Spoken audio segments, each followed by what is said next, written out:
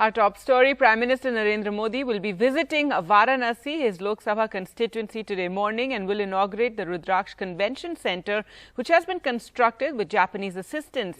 He'll also inaugurate and lay the foundation stones of multiple development projects worth over 1,500 crore, is what a statement issued by the government said. The Prime Minister will inaugurate various public projects and works, including a 100-bed maternal and child health wing in the BHU, a multi-level parking, a ro-ro vessels for tourism development on the Ganga.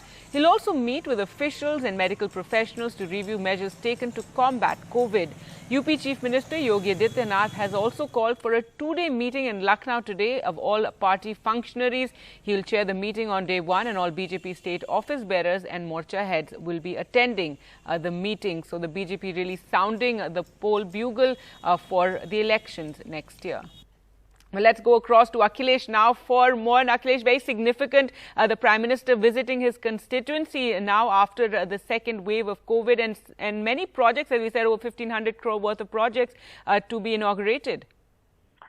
Yeah, that's right, Gargi. And in fact, this is for the first time this year that Prime Minister is visiting his constituency in Varanasi. And last year he had gone there on Deepavali occasion.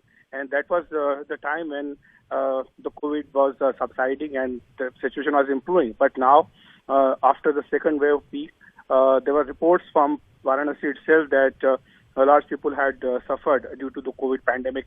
And of course, the Prime Minister had come into action and had instructed A.K. Sharma there to mobilize medical facilities to give relief to people. But as for now, because we have seen that the elections are just 7 to 8 months away in Uttar Pradesh, and the BJP is mobilizing the cadre, the party's attempt is to, get the workers out of their homes because they have been sulking for a very long time due to not the cooperation from the state government, and there were reports that BJP workers were angry. So now the BJP is trying its best. We have seen that how in the district panchayat election and also in the other elections, the BJP has secured a major victory. And our party's attempt is to mobilize the cadre, and that is why in Lucknow today and tomorrow, for 2 days, BJP's state unit will be meeting with the workers, and tomorrow there will be BJP state executive also, which will be addressed by the BJP President JP Nadda. Right, and Akhilesh, how significant is it that, on the same day that the Prime Minister is visiting Varanasi, the Chief Minister calls for this two-day meeting? Well, it's significant because BJP is trying to celebrate the victory of the block level panchayat elections and also the district panchayat elections, and BJP hopes that the BJP's cadre, which was demoralized because they did not get any help during the peak of the second wave, and it is necessary for the BJP to mobilize the cadre, and that is why the party is now gearing up for the state elections, and that's why this meeting is very significant. All right, Akhilesh, thanks so much for joining us with those details of the Prime Minister and his constituency today. India and China have agreed that solving the border row should be prioritized as a prolongation of the existing situation was not in interest of either side. That's what the government said in a statement after a meeting between Foreign Minister Jaishankar and his Chinese counterpart Wang Yi. It was visibly impacting the relationship in a negative manner, the government said in the statement, referring to the border situation. Mr. Jaishankar and Wang discussed outstanding issues along the line of actual control in the meeting in Tajikistan that lasted an hour. After that meeting, Mr. Jaishankar tweeted, highlighted that unilateral change of status quo is not acceptable. Full restoration and maintenance of peace and tranquility in border areas is essential for development of our ties. Let's go across to Kadambani now for more. So, Kadambani, very significant, and these statements that have emerged after that meeting. Right, Gargi, the statements are quite significant, and the fact that EM Jaishankar has told this to the Chinese SM face to face that what is happening is impacting the entire relationship, bilateral ties in a very negative manner, and it cannot go forward if the situation does not change in the border areas. He has also said that after the February pullout of Chinese army, the disengagement which had taken place after September 2020 meeting of theirs in Moscow, a situation had been created, a conducive situation had been created for disengagement, but that did not take place. So he has conveyed clearly that in this unilateral change is not acceptable. But the interesting part here is, if you remember, In September 2020, there was a joint statement by both the countries after this meeting. This time, there is no such statement after the meeting. India has come out with a statement which has said whatever talks took place. It was a 1 hour long discussion where EM Jaishankar has said these things. But there was no joint statement, and we'll have to wait and see what action is taken on ground to see whether this face-to-face conversation and India clearly outlining what it has felt and what is happening in the relationship makes any impact. But there is also another important fact where what Jaishankar has said, and it seems a bit different, is that trade between two countries has jumped by 62.7%. However, there is no positive change in the ties of both the countries, and this is one important point. Whether China accepts it or again it goes in the way of a blame game is something which we will have to see. Gargi. All right, Kadamini, thanks so much for joining us with all those details. Now, Congress MP Rahul Gandhi and some of his parliamentary colleagues walked out of a Defence Committee meeting after they were not allowed to discuss border issues with China, as what sources have said. The meeting held on a Wednesday afternoon. A request by Mr. Gandhi and other Congress MPs to discuss the border row with China was denied, after which he, in a sense, walked out of this Defence Committee meeting, followed by his party MPs. In the Parliament Strategy Meet chaired by Congress Chief Sonia Gandhi, the Congress had decided to raise the border issue with China in the upcoming monsoon session. A leader of opposition in the Rajya Sabha, Mallikarjun Kharge, has been asked to coordinate with allies on floor management and strategy inside Parliament. In other news now, according to Twitter, India was the single largest source of government requests for account information received by the microblogging platform. Twitter said that requests from India accounted for 25% of the global volume in the July-December 2020 period. According to Twitter, India also ranked second in terms of volume of legal demands for content removal, following Japan. Now, the Supreme Court took notice of an article in the Indian Express which says that Uttar Pradesh will go ahead with the Kanwar Yatra, an annual pilgrimage which attracts lakhs of followers across several North Indian states. The court issued a notice to the UP government, Centre and Uttarakhand government, which has cancelled the Yatra in its districts. This even as parts of the country are facing another crisis, a shortage of vaccines, something that has now triggered a political war of words between the centre and non-BJP ruled states. The Supreme Court read the news today and took prompt steps over Chief Minister Adityanath's decision to go ahead with this, the Kanwar Yatra. Millions of people, especially from the northern states, go to Haridwar and back on foot. Because of the potential super spreader nature, it has been suspended twice by the host government Uttarakhand. But Uttar Pradesh, which also has a BJP government, insists on allowing this. The court today said, disparate political voices all speaking at the same time, it is important the centre respond.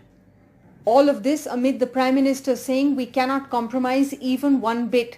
The yatra is to leave from the 25th of July. We want an early response. Covid के नियमों का पालन करते हुए में लागू करेंगे, तो उस प्रकार से व्यवस्था की जाएगी, इस प्रकार से कोरोना को लेकर कोई दिक्कत भी ना आए और लोगों की श्रद्धा भी पूरी हो जाए. UP's adamance for a potential super spreader event comes even as the centre issued a warning today over the rise in the reproduction number, an indication that cases are rising in some states. It asks states and union territories to hold authorities responsible for crowd control at hotspots like shops, stations and parks. But crowds like these at a Bihar vaccination centre expose another snowballing crisis, a shortage of doses which has erupted into a political blame game between the centre and the non-BJP-led states. The new Health Minister, Mansukh Mandavia, today accused them of making useless statements only to create panic among the people. Chief Ministers of Tamil Nadu and now Kerala and Jharkhand have complained. Vaccine की स्थिति तो चिंता का तो विषय है. अब इस पे राज्य सरकार के हाथ से तो बिल्कुल हर चीज कोई भी कंट्रोल में तो है नहीं. കേരളത്തിൽ ലഭ്യമാകേണ്ടതിന്റെ ആവശ്യകത പ്രധാനമന്ത്രിയുടെ ശ്രദ്ധയിൽപ്പെടുത്തുകയുണ്ട്. In Delhi, unlike yesterday when most government-run vaccination centers were shut due to shortage, today the centers were functional, but there were long queues of people waiting to get vaccinated as the new supplies have come in, but they are still not enough. India is currently vaccinating an average of 33 lakh people daily, while the target is supposed to be 88 lakh daily vaccinations in order to vaccinate at least 60% of India's population by the end of this year. With Sukirti Dwivedi in New Delhi, Anusaya Mathur for NDTV. Now, the UK government will confront Malta over reports that it refused to accept UK travellers who had been vaccinated with an India-made batch of the AstraZeneca vaccine, that's Covishield, saying there is no difference in the AstraZeneca batches. Now, this comes in response to a couple being barred from a flight from Manchester to Malta because they were vaccinated with the Indian-made AstraZeneca. Now, NDTV did reach out to the EMA on the status of granting approval to India-made AstraZeneca vaccine. They claim no paperwork has been initiated either by the Serum Institute of India or AstraZeneca. Now, the Cabinet approved a hike in dearness allowance to 28% with effect from the 1st of July. It's a move that will benefit lakhs of central government employees and pensioners. Sunil Prabhu reports. Meeting in person for the first time in a year. One of the biggest announcements which will benefit over 1 crore people, 48 lakh central government employees and 65 lakh pensioners will get their dearness allowance restored from the 1st of July, an increase from the existing 17%. However, for the first time, they will not be given retrospectively. The government has decided to increase the dearness allowance to central government employees and dearness relief to the pensioners with effect from 1st July 2021. इसका लगभग 34,400 करोड़ रुपए का प्रतिवर्ष इसका प्रभाव पड़ता है. Central government employees and unions wanted their dearness allowance to be given retrospectively, but the Union Cabinet decided against it since they had already taken a decision and would find it difficult to manage the economy in these troubled times with an additional burden of 35,000 crores. They hope with this increase, they will increase the expenditure in terms of consumption and help revive the economy. With camera person Pooja Arya, Sunil Prabhu, NDTV. News now of West Bengal, and a team of 6 Trinamool Congress MPs will be meeting with the Election Commission of India in Delhi today to demand bypolls in 7 assembly seats in the state that have fallen vacant after polls that concluded in May. Now, the Trinamool wants the bypolls by the 4th of November. Chief Minister Mamata Banerjee, who was sworn in on the 5th of May, needs to be elected to assembly by then. An MLA from Bhawanipur seat in Kolkata in the past, she chose to fight from Nandigram this time but lost to Suvendu Adhikari of the BJP. Her former close aide. The BJP is challenging the Trinamool's campaign for hasty bypolls and demanding that the state hold long pending civic elections first. Civic elections are due since June last year in 107 municipal bodies and Kolkata Municipal Corporation. Now, why the haste for assembly bypolls in the midst of the pandemic? BJP says Trinamool's retort: if the Election Commission could hold the Bengal assembly polls when the COVID positivity rate was over 30%, then why not bypolls when that figure is less than 2%? And staying with news from West Bengal, the Calcutta High Court has told the Election Commission to preserve Nandigram poll documents, videos and EVMs. The Justice has said a notice be served to the Commission and returning officer. All papers and electronic voting machines related to the poll be preserved. Mamata Banerjee, who attended the hearing online, alleged corrupt practices by Suvendu Adhikari, including bribery, promotion of hatred and enmity. After the EC rejected Mamata Banerjee's appeal for a recount of the votes, she had challenged the results in court. Now, the next hearing in the case will be held on the 12th of August, but Suvendu Adhikari has moved the Supreme Court and wants Mamata's petition shifted out of the Calcutta High Court to any other High Court. Mamata Banerjee has petitioned the Calcutta High Court challenging the election of Suvendu Adhikari from the Nandigram constituency. Time for us to slip into a short break. Coming up on the other side, a kidney racket in Assam. We'll get you all the details.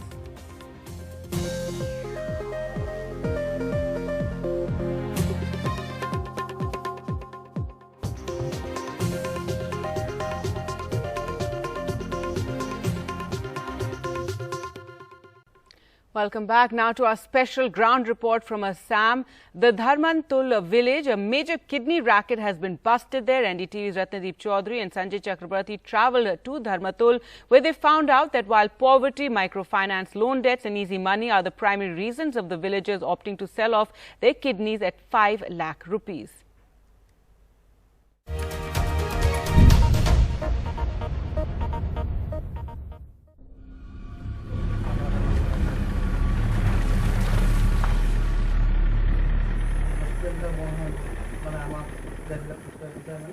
"37-year-old Sumanta Das, a mason by profession, has been out of work since the lockdown. His son needed a heart operation, but with no construction activities in the pandemic, there was no money in hand. Desperate, Sumanta sold his kidney with a promise of 5 lakh rupees. But ironically, he was given only a fraction of the promised sum, a mere 1,50,000 rupees. With his one kidney gone, Sumanta now cannot perform hard labor to earn a living. কি বেমাৰ হৈছে কি নাই তাৰমানে হাড়ি এটা ফুটা আছে সেইখিনি চাই পেলাই গুছি আহিলো বাকি মই খৰচপাতি একো নকৰিলো গুছি আহিলো 1.5 লাখ টকা লৈ পেলাই আহে ওজন বস্তুবিলাক দাঙিব পোৱা নাযায় আৰু ভাললৈ অলপ ভাগৰ দিব লাগে পোৱালি হল তিনটা এতিয়া কৈছে যে কাম চামটো কৰিব নাই মিটা গুটো ভেজালো আৰু পোৱালিটো হাৰ্ড প্ৰব্লেম যদি মই পইচা পাওঁ পোৱালিটোক চিকিৎসা কৰো গুটো ধাম মাৰি দিওঁ তাৰপা মই মুক্তি হোৱা তা খোৱাকে লাহে লৈ কাম বন কৰি চলি খাই থাকিম Sumanta's village in Assam's Morigaon district, 85 kilometers from Guwahati, Dakhin Dharmtul is the center of a huge racket in illegal sale of organs. The local village defense party, or the VDP, blew the lead of the nexus, a mother and son, as they were about to sign a deal with a local villager for the sale of his kidney.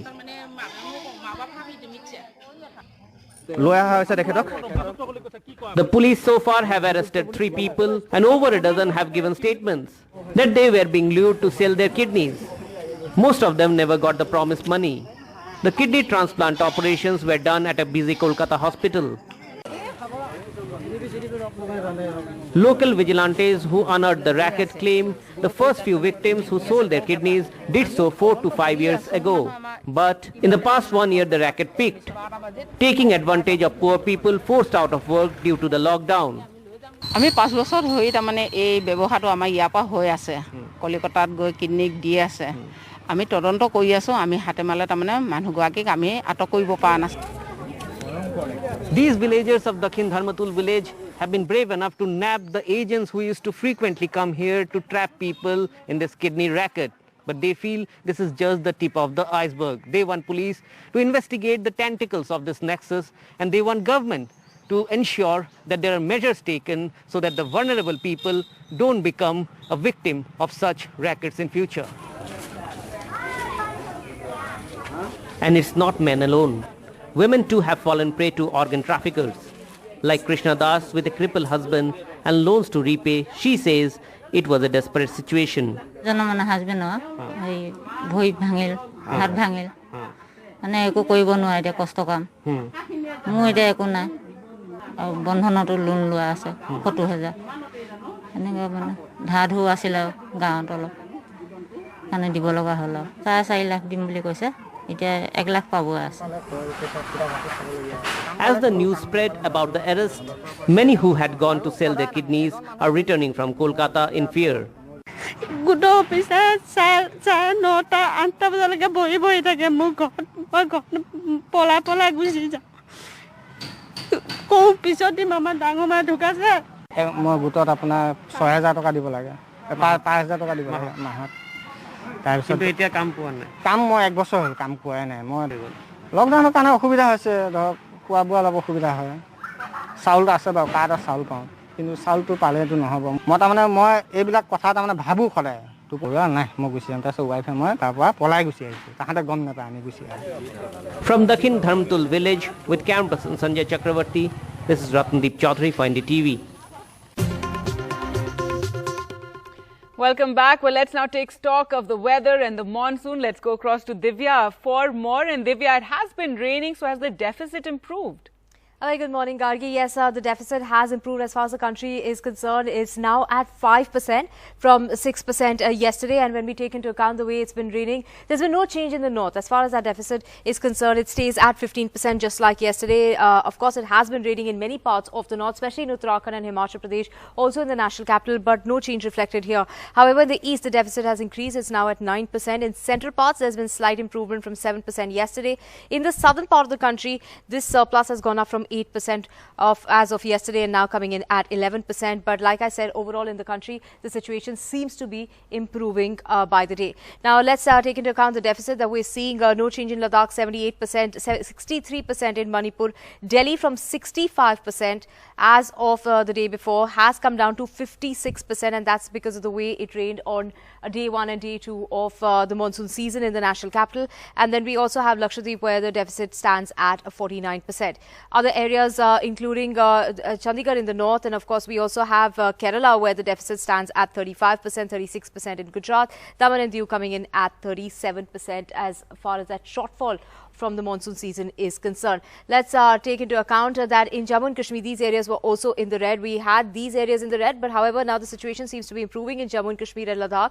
And we also can see that as far as these areas are concerned, so these areas in the red, including now Madhya Pradesh, which wasn't in the red earlier. So these are the areas of concern where monsoon is running short and needs to make up for all its lost time. Let's take into account what it's going to be like over the next 24 hours. A red alert warning as far as Konkan and Goa is concerned. In fact, it's going to be raining heavily not just today but also tomorrow. So it's been a 3-day process. Even yesterday there was a red alert situation there. So many showers expected in Mumbai, in Konkan, in Goa, as well as far as the coastline is concerned. This winds are going to be very, very strong, so a fisherman warning also sounded off there. As far as Gujarat is concerned, heavy showers expected there. Widespread rain expected in Himachal Pradesh as well as Uttarakhand, but there's a fresh spell that's coming about which will cause heavy showers, especially in the national capital, and that's expected from the 17th. As far as today and tomorrow is concerned, the showers are going to be light in nature in the national capital. Let's take into account the temperature now. And here you can see, as far as the national capital is concerned, it's come to 35 degrees, which is normal for this time of the year. Only light showers expected. As far as Chandigarh is concerned, the temperature is down. So is the case in Dehradun, so is the case in Srinagar. In Shimla, the temperature is touching 23 degrees, which is pretty normal for this time of the year. There's a fresh spell, like I said, from the 17th to the 19th. So many showers expected over many parts of the north as far as this monsoon season is concerned. So monsoon is going to will pick up and get active over the north. Gargi? All right, Divya, thanks so much for joining us with those details and a look at the monsoon. News now from Tamil Nadu, and what's being seen as a first of its kind in India. Students in Tamil Nadu can now secure admission in government schools without the crucial transfer certificates. Now, this is to ensure studies of the children are not affected, even as a large number of parents are unable to pay fees for children in private schools due to job losses amid the pandemic. Several private schools have refused to give the transfer certificates, demanding the payment of outstanding dues. Sam Daniel spoke to Sneha, the Deputy Commissioner of Education in Chennai Corporation. You have simplified the admission. Even without the TCs, you are admitting. That's very important. Yes, it was, the procedure has been simplified for our students because ultimately it is their education that matters. We will look into how we can streamline it better also in the future. So how does it work on the ground, ma'am? If somebody wants to come to a corporation school for admitting in class 6 or class 9, if they don't have the TC, what should they do? For class 6, it won't be necessary. For class 9 as well, they can inform the HM. The HM will handhold the child. And this is to make sure they don't lose the year just because they're not able to pay the fees. Absolutely, absolutely. That is the priority. The child not losing an academic year is the priority. Right. And in terms of academic standards in government corporation schools across Chennai, ma'am, is there a kind of a climb down, or do you think they will see the same kind of quality of education standards here as well? I don't think they will suffer, or I mean, it's a good thing that they're joining our schools because one, our school's infrastructure is above par in many ways. Apart from that, our teachers are highly qualified as opposed to any other scenario. For the kind of infrastructure and teacher quality that we have, I think we will be able to do justice to their decision. That was Ms. Sneha, the Deputy Commissioner in charge of Education in Chennai Corporation. In Chennai with Suresh, Sam Daniel, NDTV. Well, the big story from the world of business yesterday was India's first startup IPO. Zomato has led the way on the first day. 9,375 crore has been subscribed 1.75 times, and the IPO ends tomorrow. Now, why Zomato's IPO is a big deal? Well, it shows the market's big appetite for Indian startups. Paytm, Flipkart, MobiKwik, delivery IPOs next. Values of food delivery app at nearly 60,000 crore, nearly equal to Jubilant, Westlife, Burger King India. 4,195 crore of shares allotted pre-opening to anchor investors, and demand reportedly 30 times more. The market's acceptance of tech models, a focus on capturing a market share despite losses, and despite the economic crisis, IPO cash expected to help startups expand and create jobs.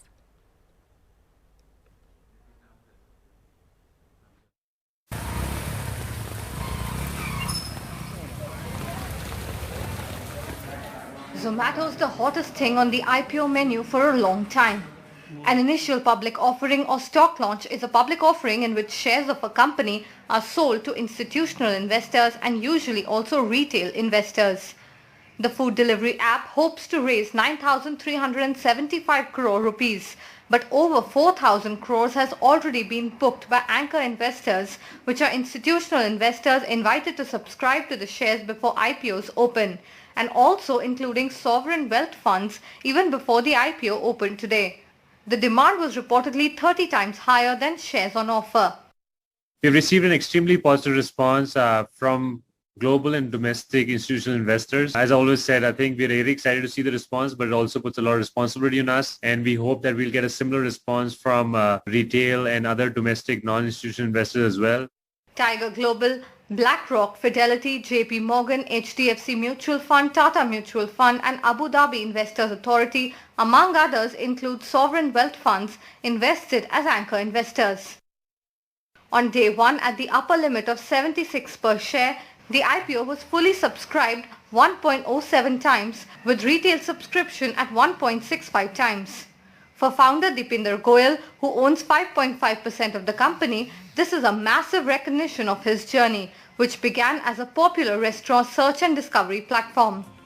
In 2016, he was part of NDTV's Indian of the Year as a startup.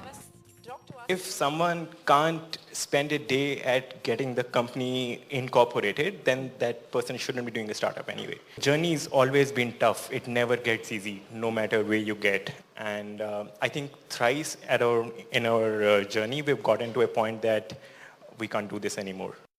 With this IPO, Zomato's market cap is expected to be 60,000 crore rupees, more than other food firms like Jubilant Foodworks, Burger King India and more than major hotel groups put together.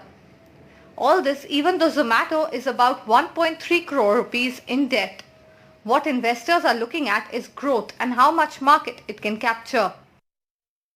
Incredible to see the success of all of these companies, many of them which are based on technology. The way the market and investors value a technology company is very different. So even if it is a loss-making company, if there is a sense that the promoters are very strong, people do like to participate.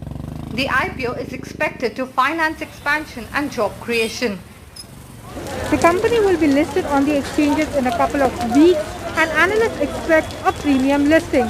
But because the company doesn't have any assets of its own and the market has potential for more players to come in, the growth can be debated. In Mumbai with camera person Rajendra Dayalkar, this is Purva Chitnis for NDTV. Now, the Delhi police has been fined 25,000 rupees and heavily reprimanded by a local court for mishandling of a case which was linked to the riots of February 2019. The court also said that the riots victim, Mohammad Nasir, could approach the law for action against the Delhi police.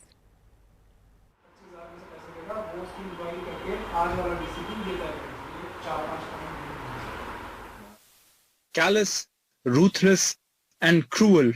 That's what a Delhi court has said about Delhi police's treatment of this man. 36-year-old Nasir lost an eye in the Delhi riots in February last year. He was attacked allegedly by his neighbors, but despite repeated requests, the Delhi police did not file an FIR. Instead, they attached his complaint to another case, which was totally unconnected. With no one listening to him, Nasir went to court. जब मेरे shoot किया सामने से तो मैं तो आरोपियों को देख सकता हूं किसने शूट किया. उसके बाद पुलिस से हमने गुहार लगाई तो पुलिस ने कोई हमारी गुहार नहीं सुनाई. जितने भी ऑप्शन थे हमारे पास, डीसीपी साहब, कमिश्नर साहब, सबके पास गुहार लगाई, पर वहां से कोई भी हमें कोई रिस्पांस नहीं मिला. Today, a local court in Delhi has fined the Delhi police 25,000 rupees and reprimanded them for mishandling the case. The court said Delhi police's action in the matter has been callous and ruthless. It is evident that the police was working to save the accused. The Delhi police failed miserably in its statutory duty. How did the Delhi police give a clean chit without a probe? Delhi police's actions are astonishing and cruel.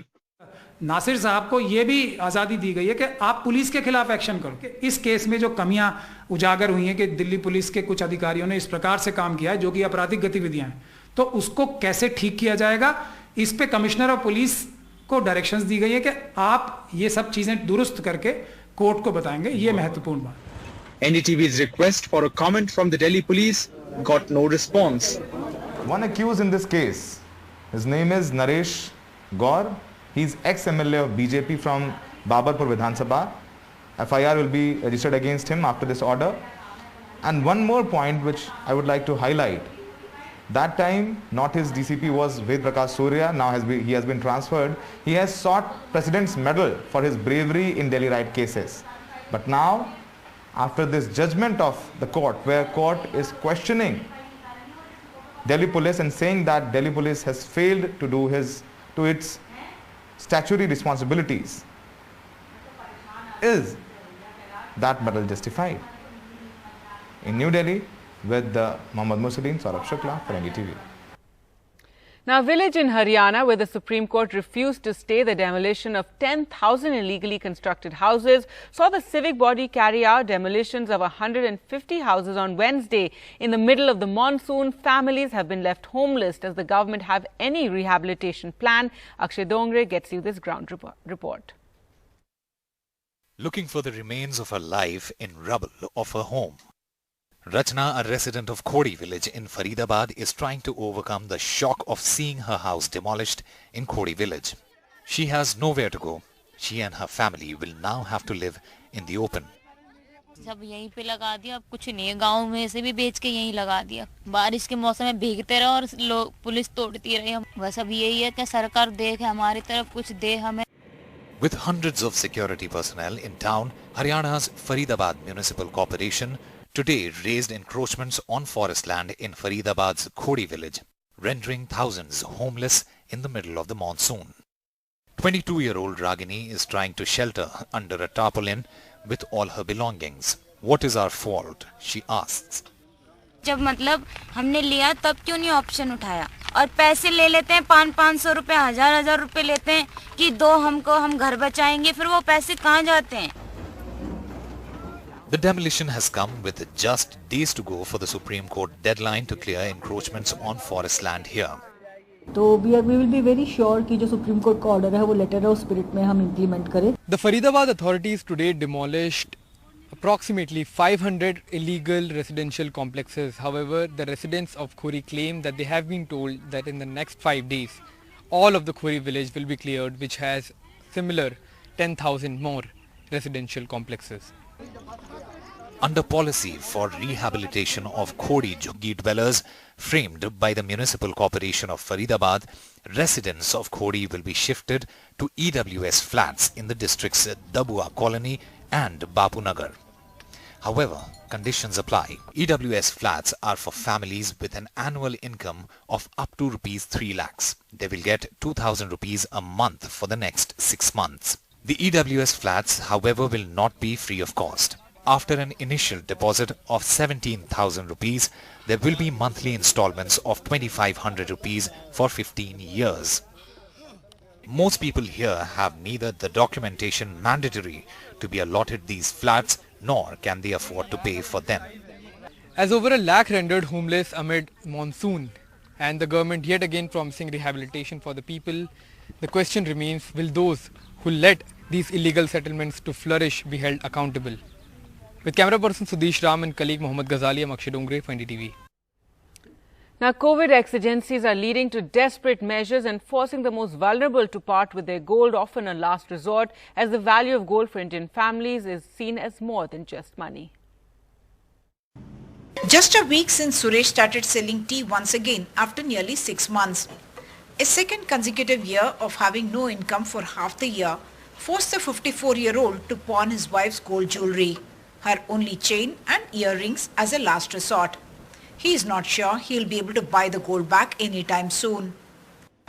Lockdown സമയത്ത് നമ്മൾ കട നടത്താൻ പറ്റാതെ വളരെ ബുദ്ധിമുട്ടിലായിരുന്നു. അപ്പോൾ ഇപ്പോൾ Covid വന്ന് രണ്ടാമതും ലോക്ക്ഡൗണായി നമുക്ക് കട നടത്താൻ പറ്റാതെ തുടങ്ങാനായിട്ട് ബുദ്ധിമുട്ടായിരുന്ന സമയത്ത് കൊണ്ടുവന്ന ഉരുപ്പടികളെല്ലാം പണയം വെച്ച് 13% ഉരുപ്പടികൾ ബാങ്കിൽ പണയം വെച്ചാണ് നമ്മൾ കട തുടങ്ങിയത്. അസുഖങ്ങൾ കൂടി വരുന്നു, ഇനി അടച്ചിടുവോ ഇല്ലേ എന്നുള്ളൊരു പേടിയിലാണ് ഇപ്പോൾ നമ്മൾ ഇരിക്കുന്നത്. The COVID pandemic has taken away jobs and earning, pushing an estimated 33 million Indians, that is 1/3 of India's middle class, into poverty or even bankruptcy. Many have had to sell gold to survive. According to a report in the Bloomberg, Manappuram Finance Limited, one of India's biggest gold loan providers, auctioned over 4 billion rupees worth of gold in the 3 months through March, as against 80 million rupees worth gold auctioned in the prior 9-month period. We are here in Port Bazaar in Secunderabad, where people come in to liquidate their gold because of the crisis brought on by lockdown and also the loss of jobs. South India, in fact, has the largest single per capita consumption of gold, and yet the sale of old gold has gone up by 25%. India also imports one of the largest amounts, and even that has dropped drastically because old gold is getting recycled. This COVID-19 has been taken people's wealth to run their own show with the medical treatment and all. The gold has been fallen and recycled gold has come out for the wedding season. According to the World Gold Council, gold sales fell to the lowest in 2020. COVID exigencies are forcing the most vulnerable to part with the precious yellow metal, whose worth is often seen as more than just money. With inputs from Mumbai, camera person SP Babu in Thiruvananthapuram, in Hyderabad with camera person Nagraju, Uma Sudhir, NDTV.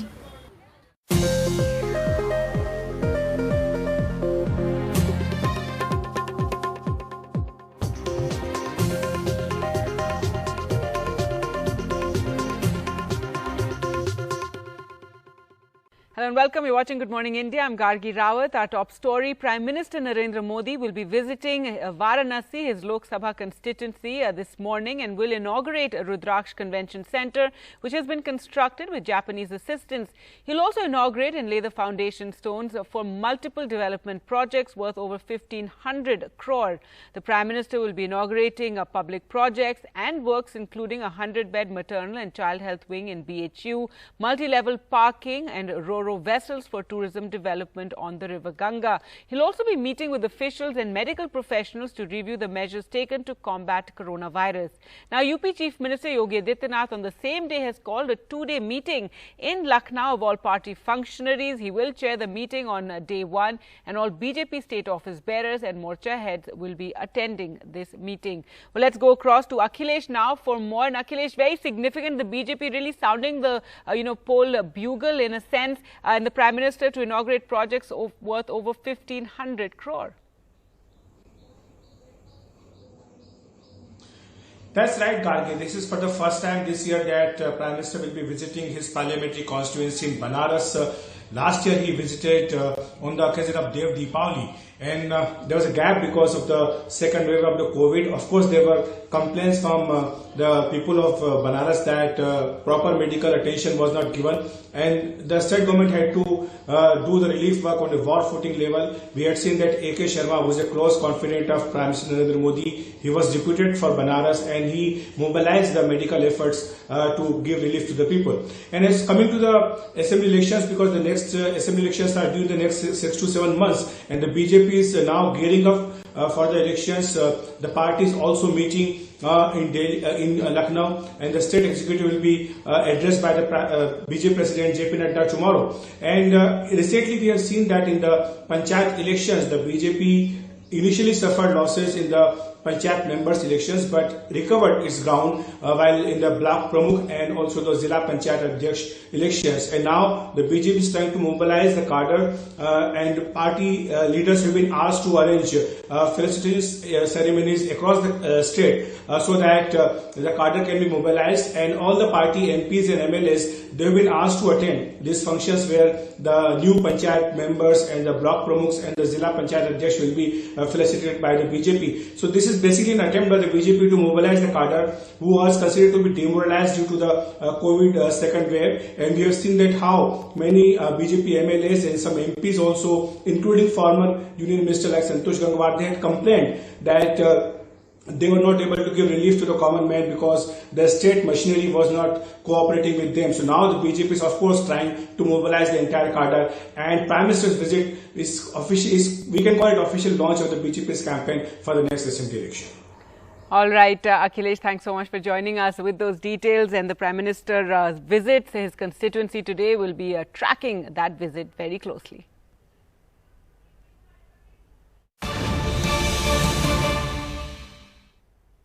Well, news now, the Indian cricket team in England and an Indian player has tested positive for coronavirus. A cricketer from the men's team has tested positive and is set to miss the practice match in Durham. Let's go across to Rika for more on this. All right, we will just go across to Rika, but that's the news coming in from England on the Indian cricket team, that a cricketer, we don't know who exactly, but he's been found positive for COVID. Now the player currently is staying with his relatives, and he was found positive after the first round of tests that took place on the 10th. So there you can see the risk from COVID, very, very real there with the Indian cricket team. Let's go across to Rika now for more. Rika, what do we know? Well, Gargi, what we've come to know is that one cricketer who's with the Indian cricket team in UK, he's a part of the men's team that's currently touring United Kingdom, and India is scheduled to play a 5-test series starting 4th of August. He's tested positive for coronavirus. Apparently, he had sore throat a few days back, was tested by the NHS on the 10th, which is when he was found positive. And another second round of tests was conducted on the Indian cricketers on 14th, which was yesterday. The results are not out yet. But what we do know is that this cricketer in question is not going to join the Indian camp. The Indian team members are scheduled to reassemble after 2 weeks break in Durham today to play a practice match against one of the county sides from the 20th. However, BCCI is awaiting the second round of test reports, following which we will get to know whether more players have tested positive or the rest of the squad is clean. Right, because one can imagine there'll be contact tracing as well. And Rika, we do know the team stay in something of a bio bubble. The news says the player currently staying with his relatives. Was he staying with his relatives earlier? Now he's staying with his relatives after he tested positive. Gargi, the bio bubble was in place when the Indian cricket team had got into UK and were playing the World Test Championship final. After that, they were on a 2-week break, and they were free to go out, meet families and friends.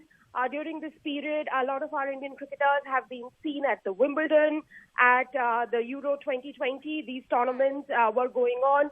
So they clearly have been in public places in the last 2 weeks, and they may have contracted coronavirus. This person in question may have contracted coronavirus while being out in the crowd. All right, Rika, thanks so much for getting us all those details. So an Indian player has tested positive for COVID. In other news, India and China have agreed that solving the border row should be prioritized, as a prolongation of the existing situation was not in the interest of either side. That's what the government said in a statement after a meeting that took place between Foreign Minister S. Jaishankar and his Chinese counterpart Wang Yi. It was visibly impacting the relationship in a negative manner, the government said in that statement, referring to the border situation. Now, Mr. Jaishankar and Wang Yi discussed outstanding issues along the line of actual control in the meeting in Tajikistan that lasted an hour. Mr. Jaishankar then tweeted post that meeting, highlighted that unilateral change of status quo is not acceptable. Full restoration and maintenance of peace and tranquility in border areas is essential for development of our ties. Earlier we spoke to Kadambani for more details. The statements are quite significant, and the fact that EM Jaishankar has told this to the Chinese SM face to face that what is happening is impacting the entire relationship, bilateral ties in a very negative manner, and it cannot go forward if the situation does not change in the border areas. He has also said that after the February pullout of Chinese army, the disengagement which had taken place after September 2020 meeting of theirs in Moscow, a very situation had been created, a conducive situation had been created for disengagement, but that did not take place. So he has conveyed clearly that in this unilateral change is not acceptable. But the interesting part here is, if you remember, in September 2020, there was a joint statement by both the countries after this meeting. This time, there is no such statement after the meeting. India has come out with a statement which has said whatever talks took place. It was a 1 hour long discussion where EM Jaishankar has said these things. But there was no joint statement, and we'll have to wait and see what action is taken on ground to see whether this face-to-face conversation and India clearly outlining what it has felt and what is happening in the relationship makes any impact. But there is also another important fact where what Jaishankar has said, and it seems a bit different, is that trade between two countries has jumped by 62.7%. However, there is no positive change in the ties of both the countries, and this is one important point. Whether China accepts it or again it goes in the way of a blame game is something which we will have to see. Well, news now from West Bengal, and a team of 6 Trinamool MPs will be meeting with the Election Commission of India in Delhi today to demand bypolls in 7 assembly seats in West Bengal that have fallen vacant after polls that concluded in May. And the Trinamool wants the bypolls by 4th of November, when Mamata Banerjee, sworn-in Chief Minister on the 5th of May, needs to be elected to the assembly by then. Well, let's go across to Monideepa now for more on this. And Moni, this is something that the Trinamool is worried about and pushing for, though the BJP have, made a statement regarding that why can't other polls take place, the civic elections take place before these bypolls take place? That's right. The BJP's contention is that what's the hurry? There is a pandemic going on, so why rush into another set of bypolls? And BJP is also demanding that civic elections be held in Bengal. Civic elections pending since June last year. 207 civic bodies plus the very, very important Kolkata Municipal Corporation. The Trinamool Congress has no quarrel with that, but and it even says that it expects the Election Commission to hold the by-elections in time, but they are going in today to just in a way remind the Election Commission that this is a good time to hold the elections because the COVID numbers are down. Particularly, they point out that the assembly elections were held at a time when positivity rates in Bengal were up to 33 or 30%, but right now it's about 2%. So now is a good time to hold the elections. Now, why are elections important? Because Mamata Banerjee needs to be elected to the assembly by the 4th of November. Remember, she lost the election at Nandigram and is at the moment a chief minister who has been sworn in without being part of the assembly. She needs to be a member of the West Bengal Assembly, an elected member by the 4th of November. All right. Thanks so much, Monideepa, for joining us with all those details. So that meeting will take place today. In other news, according to Twitter, India was the single largest source of government requests for account information received by the microblogging platform. Twitter said that requests from India accounted for 25% of the global volume in the July-December 2020 period. According to Twitter, India also ranked second in terms of volume of legal demands for content removal after Japan. Welcome back. Now for our ground report from Assam's Dharamtul village, where police have busted a major kidney racket where at least a dozen villagers have sold off their kidneys to an organ trafficking racket that even has a Kolkata connect. NDTV's Ratnadeep Chaudhary and Sanjay Chakrabarti travelled to Dharmatul, where they found out that while poverty, microfinance loan debts and easy money are the primary reasons of the villagers opting to sell off their kidneys at 5 lakh rupees, the instances have increased during the last 1 year when these villagers were struggling with no money during the lockdown.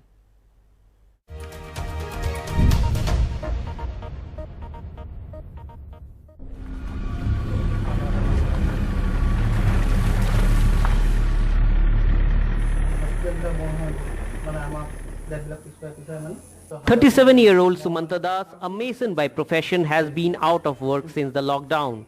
His son needed a heart operation, but with no construction activities in the pandemic, there was no money in hand. Desperate, Sumanta sold his kidney with a promise of 5 lakh rupees. But ironically, he was given only a fraction of the promised sum, a mere 1,50,000 rupees. With his one kidney gone, Sumanta now cannot perform hard labor to earn a living. সম্পূৰ্ণ চিকিৎসা কৰিব পৰা নাই, তাৰমানে কি বেমাৰ হৈছে কি নাই, তাৰমানে হাড়ি এটা ফুটা আছে, সেইখিনি চাই পেলাই গুচি আহিলোঁ। বাকী মই খৰচ পাতি একো নকৰিলোঁ, গুচি আহিলোঁ 1.5 লাখ টকা লৈ পেলাই। আহে ওজন বস্তুবিলাক দাঙিব পৰা নাযায় আৰু ভালদৰে অলপ ভাগৰ দিব লাগে।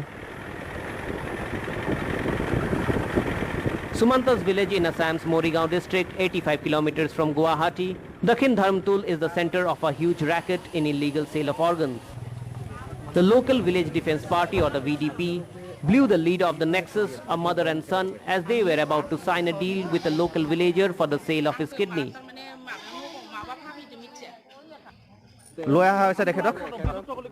The police so far have arrested 3 people and over a dozen have given statements that they were being lured to sell their kidneys. Most of them never got the promised money. The kidney transplant operations were done at a busy Kolkata hospital. আমি 5 বছৰ হৈ তাৰমানে এই ব্যৱহাৰটো আমাৰ ইয়াৰ পৰা হৈ আছে, কলিকতাত গৈ কিডনি দি আছে। আমি তদন্ত কৰি আছো, আমি হাতে মালে তাৰমানে মানুহগৰাকীক আমি আটক কৰিব পৰা নাই।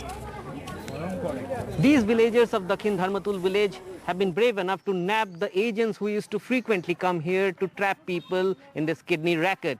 But they feel this is just the tip of the iceberg. They want police to investigate the tentacles of this nexus, and they want government to ensure that there are measures taken so that the vulnerable people don't become a victim of such rackets in future. Women too have fallen prey to organ traffickers. Like Krishna Das with a crippled husband and loans to repay, she says it was a desperate situation. My husband ভৰি ভাঙিল, হাত ভাঙিল, মানে একো কৰিব নোৱাৰে, কষ্ট কাম। মোৰ এতিয়া একো নাই, আৰু বন্ধনতো লোন লোৱা আছে 70,000। এনেকৈ মানে ধাৰ ধুৰ আছিল আৰু গাঁৱত অলপ, মানে দিব লগা হ'ল আৰু 4.5 লাখ দিম বুলি কৈছে, এতিয়া 1 লাখ পাব আছে। From Dakhin Dharmtul village with camera person Sanjay Chakrabarti, this is Ratnadeep Chaudhary for NDTV.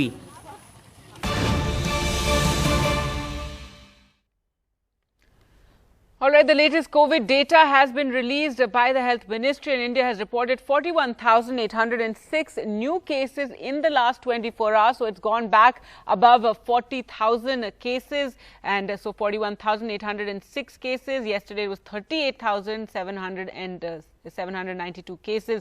The positivity rate is 2.15%, and that's less than 3% for 24 consecutive days. But do remember that the R number, that is the infectious rate, or the rate at which one person infects others, is going up steadily, and it's at 0.95. If it crosses 1 is when it's a big worry. In fact, the centre raised that issue yesterday to several states that the R factor is rising.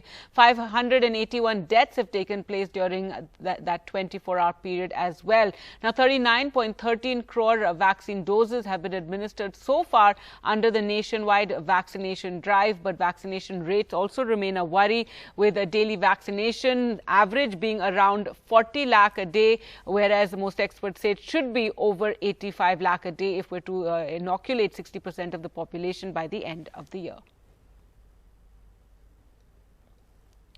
News now from Chennai, and what's being seen as the first of its kind in India. Students in Tamil Nadu can now secure admission in government schools without the crucial transfer certificates. Now, this is to ensure that the studies of the children are not affected, even as a large number of their parents are unable to pay fees for children in private schools due to job losses amid the pandemic. Several private schools have refused to give the transfer certificates, demanding the payment of the outstanding dues before that. Sam Daniel spoke to Sneha, the Deputy Commissioner of Education in Chennai Corporation. You have simplified the admission. Even without the TCs, you are admitting. That's very important. Yes, it was, the procedure has been simplified for our students because ultimately it is their education that matters. We will look into how we can streamline it better also in the future. So how does it work on the ground, ma'am? If somebody wants to come to a corporation school for admitting in class 6 or class 9, if they don't have the TC, what should they do? For class 6, it won't be necessary. For class 9 as well, they can inform the HM. The HM will handhold the child. And this is to make sure they don't lose a year just because they're not able to pay the fees. Absolutely, absolutely. That is the priority. The child not losing an academic year is the priority. Right. And in terms of academic standards in government or corporation schools across Chennai, ma'am, is there a kind of a climb down, or do you think they will see the same kind of quality of education standards here as well? I don't think they will suffer, or I mean, it's a good thing that they're joining our schools because one, our school's infrastructure is above par in many ways. Apart from that, our teachers are highly qualified as opposed to any other scenario. For the kind of infrastructure and teacher quality that we have, I think we will be able to do justice to their decision. That was Ms. Sneha, the Deputy Commissioner in charge of Education in Chennai Corporation. In Chennai with Suresh, Sam Daniel, NDTV.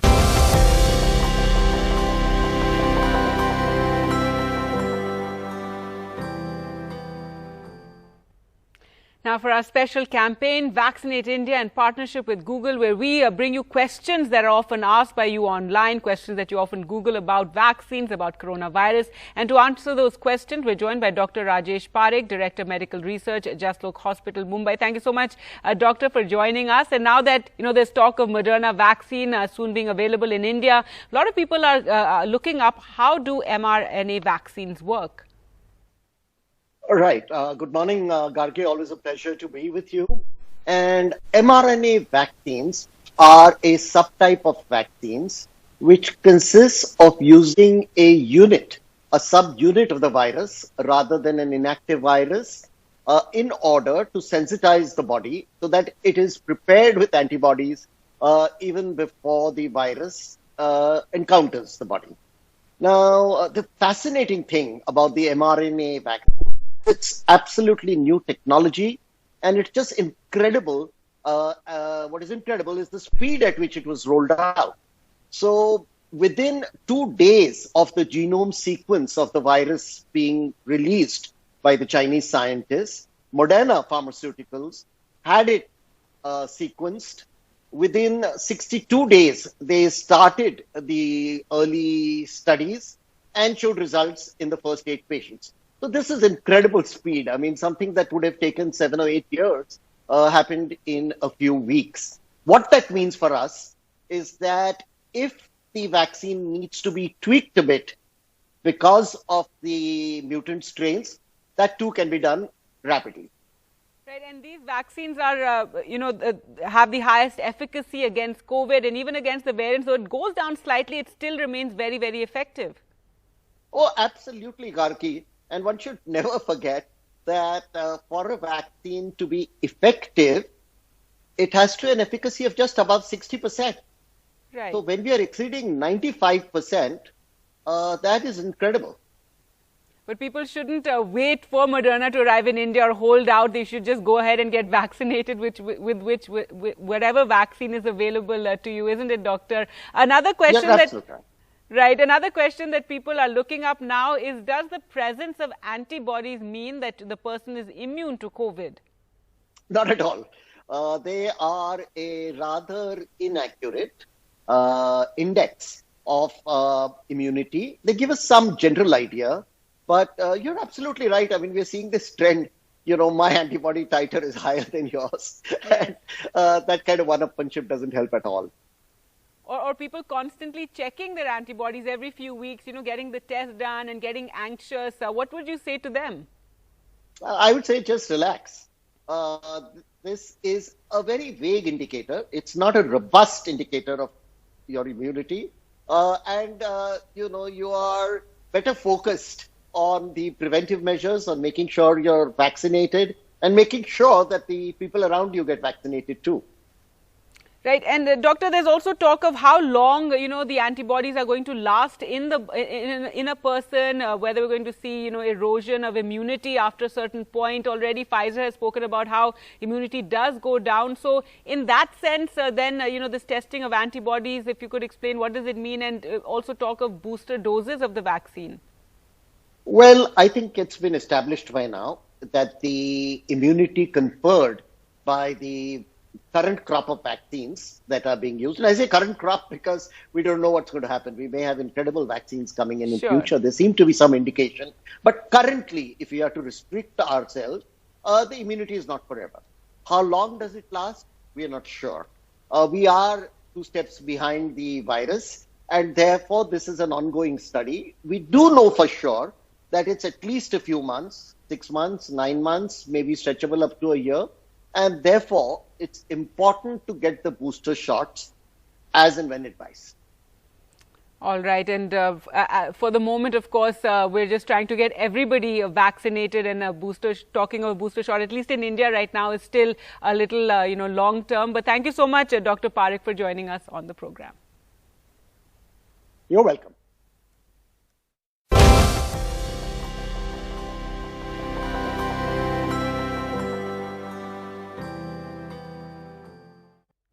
In other news now, the Cabinet approved a hike in dearness allowance to 28% with effect from the 1st of July. It's a move that will benefit lakhs of central government employees and pensioners. Sunil Prabhu reports. The Cabinet meeting in person for the first time in a year.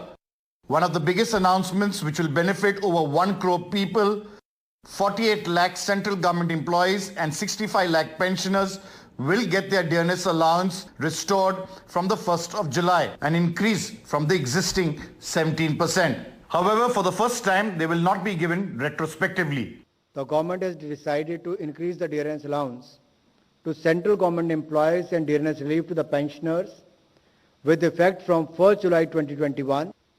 इसका लगभग 34,400 करोड़ रुपए का प्रतिवर्ष इसका प्रभाव पड़ता है. Central government employees and unions wanted their dearness allowance to be given retrospectively, but the Union Cabinet decided against it since they had already taken a decision and would find it difficult to manage the economy in these troubled times with an additional burden of 35,000 crores. They hope with this increase, they will increase the expenditure in terms of consumption and help revive the economy. With camera person Pooja Arya, Sunil Prabhu, NDTV. All right, now the big story today. Prime Minister Narendra Modi will be in his constituency in Varanasi today morning. He'll be inaugurating a slew of projects. He will inaugurate the Rudraksh Convention Center, which has been constructed with Japanese assistance. He'll also inaugurate and lay foundation stones for multiple development projects worth over 1,500 crore. Now, he'll inaugurate various public projects and works, including a 100-bed maternal and child health wing in the BHU, multi-level parking, as well as Ro-Ro vessels for tourism development on the Ganga Ganga. He will then proceed to lay the foundation stones for a bunch of other public projects and works, including the Centre for Skill and Technical Support, also 143 rural projects under the Jal Jeevan Mission. He will then also be meeting with officials and medical professionals to review the measures taken to combat COVID. And on the same day, UP Chief Minister Yogi Adityanath has called a two-day meeting in Lucknow of all the party functionaries. He'll be chairing the meeting on day one, and all BJP state and office bearers and Morcha heads will be attending that two-day meeting. Well, to talk more about the significance of the Prime Minister's visit, we're joined by Ashwini Dubey, political analyst and someone who supports the government. And Ashwini, so the BJP in a sense really sounding the poll bugle for the UP elections, the Prime Minister arriving in his constituency with a host of projects, and this is the first time he'll be visiting Varanasi this year, and it comes after the devastating second wave of COVID. Thank you very much, Gargi. Gargi, first thing that the Varanasi is the parliamentary constituencies of Honorable Prime Minister.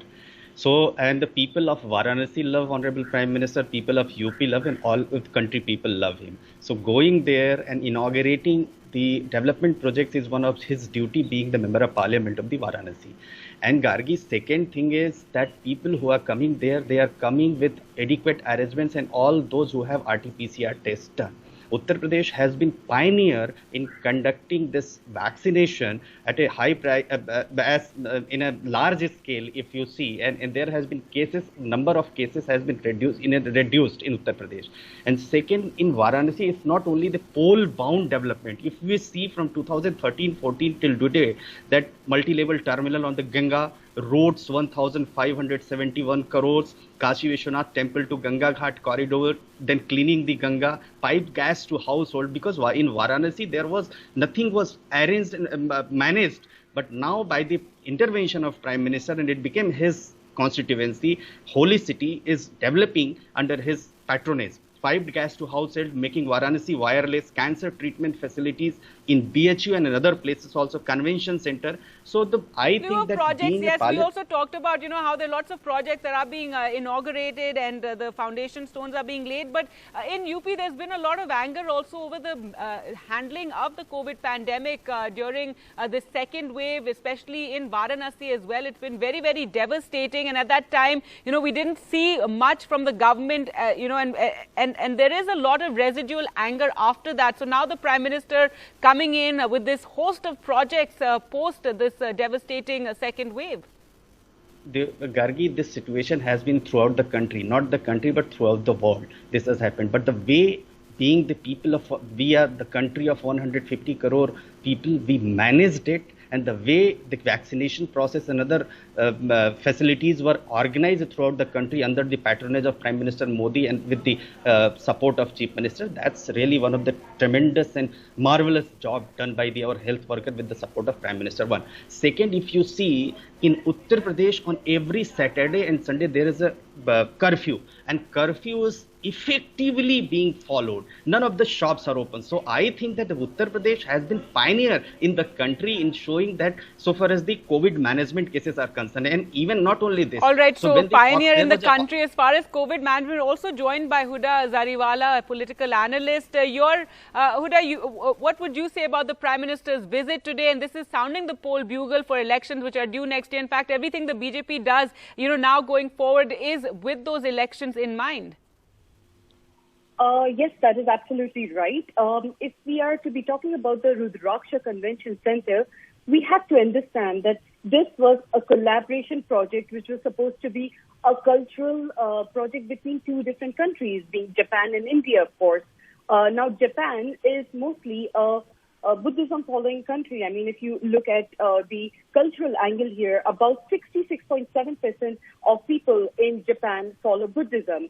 Now, the aid, grant in aid that was received, which was about 200 crore plus from the Japanese government, should have been used to further the, the ideology of a cultural center, rather than building something that is to be depicting Shiva Linga with about a couple of Rudrakshas there, which is all well and good. But then again, this is not, you are making it political. The convention center, as important or as great as this may be, it is not something that is to be done now. I mean, the Prime Minister is physically going to make a visit to inaugurate the Rudraksha Convention Center, whereas he is remotely inaugurating the medical centers there, which is supposedly the prime need of the hour. We have just stepped out of a really serious second wave of the pandemic, and we are perhaps going to also face, and incur possibly serious losses, God forbid, in the third wave. Now, shouldn't we be, prioritizing our energies and our focuses on medical convention centers or medical centers per se, hospitals and things of these kinds? So clearly, it is a political sort of furthering agenda for the No, definitely. Also, I was just discussing with Ashwini about how this the second wave of COVID was devastating for Uttar Pradesh, yes, for the rest of the country as well. But there was talk of a lot of anger in UP over the handling of the pandemic, and now the Prime Minister, post that for the first time this year, is visiting his constituency. Absolutely. The last visit was made, last year? I mean, it is very convenient for our dear Prime Minister to make these visits to, his constituency and, all of UP otherwise when an election is at hand. And a UP election, an Uttar Pradesh Lok Sabha, be a Lok Sabha election or a Vidhan Sabha election, is always an essential, it's a very important state for the Prime Minister himself. So we are seeing all these projects coming into action. I mean, let's talk about the Purvanchal Expressway, which is connecting Lucknow and Ghazipur. Now, this was a brainchild of the Samajwadi government by Mr. Akhilesh Yadav himself, which got, of course, the government changed. The project never got to see the light of the day. And now it is being done, under the flagship of President Modi. I mean, clearly all the Prime Minister. Right, the Prime Minister. The Prime Minister. All right. Modi, right. Ashwini Dubey, then come in here, and this also comes after there's been a lot of talk of unhappiness within the BJP in Uttar Pradesh as well. You had several MLAs, MPs also within the BJP raise issues during that second wave of the pandemic, and there was talk of unhappiness with Yogi Adityanath and differences between the centre and state. And so, what would you say on that front? Gargi, answer is in only 10 seconds. If you see the Jila Panchayat elections, BJP was able to win 65 or 67 seats throughout the country. Is this the anger, or this is one of the development projects which was carried out by the Prime Minister's patronage and the Chief Minister's patronage? One. Second, Gargi, in Janpad Panchayat elections, you see out of winning more than 283 seats, which clearly shows that there is everything right. So all this media platforms, they are just trying to selectively defame the Uttar Pradesh government, which in fact has prepared very well for the third wave. Because there are places, Gargi, and you are one of the pioneer, front journalist of this country, well-known journalist of this country, you will agree to it that Uttar Pradesh is the only state in the country which is ready and for the third wave. And they have already managed all the health infrastructure, hospitals, and the whatever is needed to tackle these and manage this third wave is already actually, but on the ground, it was very different during the second wave. Yes, we have also reported on how UP is preparing for the third wave, but the focus today back on the Prime Minister's visit. Well, thank you so much for joining us, and the Prime Minister will be in his constituency later this morning. He'll be inaugurating a slew of projects worth over 1,500 crore. Well, with that, time for us to slip into a short break. We'll get you more news on the other side and look at the monsoon in the country.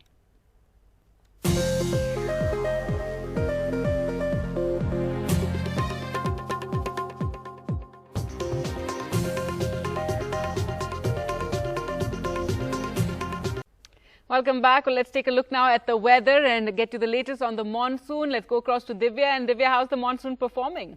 Well, Gargi, there's been some improvement in the last 24 hours. That deficit, which was standing at 6%, is now down to 5%. That's the overall picture in the country. And when we take into account the northern part of the country, even though it started to rain in many parts, whether it's Delhi and adjoining areas or even the hilly areas, the deficit hasn't changed. It's still at 15% in the last 24 hours. However, in the east, the deficit has gone up to 9%. In central parts, there's been slight improvement, down from 7% yesterday. And in the southern part, we're seeing the surplus has increased from 8%. Overall, the picture is a 5% as far as the shortage is concerned from the monsoon season from the 1st of June to now. Let's take into account as far as the areas of concern. In fact, it's Ladakh where the deficit stands at 78%, no change in Manipur. In Delhi from 65% in the last 24 hours, the deficit is down to 56%.